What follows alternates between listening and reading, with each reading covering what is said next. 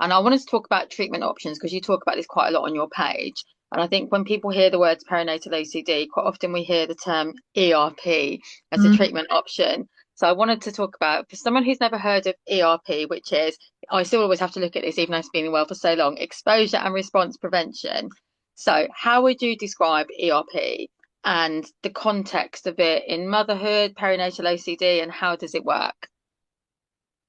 So ERP has two elements. The first one is exposure.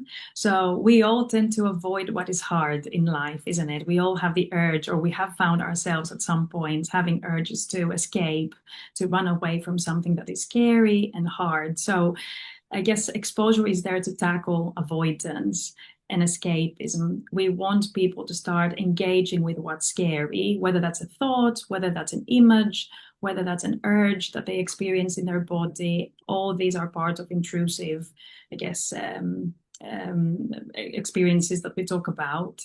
So the exposure is about facing the fear, the response prevention, which means that all the little things we do, in the case of OCD, all the compulsive behaviors, no matter how subtle or obvious they are, they maintain that cycle of fear and anxiety. So it's absolutely necessary for those responses to be initially reduced, delayed, and ultimately dropped so that we can have a full exposure to what we're scared of and what makes us really anxious. And this will allow us to properly test out our predictions about what's going to happen if, for example, I allow the intrusive thoughts to be there.